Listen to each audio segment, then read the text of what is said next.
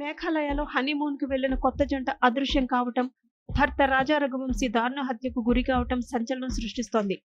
కాగా ఈ కేసులో కీలక పరిణామం చోటు చేసుకుంది.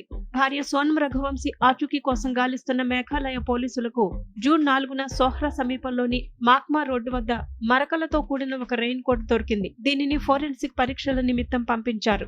East Khasi hills SP Vivek Syiem ఈ విషయంపై మాట్లాడుతూ, తాము తడిసిపోయి ఉన్న ఒక రెయిన్ కోట్ ను స్వాధీనం చేసుకున్నామని, దానిపై కొన్ని మరకలు ఉన్నాయని, అవి రక్తపు మరకలా కాదా అనేది ఇప్పుడే చెప్పలేమని అన్నారు. ఫోరెన్సిక్ పరీక్షల ద్వారా అది నిర్ధారణ అవుతుందని తెలిపారు. ఈ నలుపు పింక్ రంగు రెయిన్ కోట్ ను మాక్మా గ్రామంలోని ఏడీ వ్యూ పాయింట్ వద్ద గుర్తించారు. కాగా ఈ రెయిన్ కోట్ సోనంది కాదని ఆమె సోదరుడు గోవింద్ చెబుతున్నారు. పోలీసులకు దొరికిన రెయిన్ కోట్ XXL సైజులో ఉందని, ఖచ్చితంగా అది సోనంది కాదని చెప్పాడు. అలాగే రాజా మృతదేహం లభ్యమైనప్పుడు అతని ఒంటిపై రెయిన్ కోట్ ఉందని, కాబట్టి అది అతనిది కూడా కాదని గోవింద్ అన్నారు. జూన్ 2న అధికారులు వీసాడాంగ్ లోయలో రాజా రఘువంశీ కుళ్లిన మృతదేహాన్ని స్వాధీనం చేసుకున్నారు. ఆయనను కొడవలితో నరికి చంపినట్టు పోలీసులు ప్రాథమికంగా నిర్ధారించారు. ఘటనా స్థలం సమీపంలో రాజా మొబైల్ తో పాటు హత్యకు ఉపయోగించిన కొడవలిని స్వాధీనం చేసుకున్నారు. ఇది ఖచ్చితంగా హత్యనని చెప్పడంలో ఎలాంటి సందేహం లేదు. బాధితుడిని హత్య చేశారని ఎస్పీ వివేక్ సాయం తెలిపారు. ఈ కేసు దర్యాప్తు కోసం మేఘాలయ పోలీసులు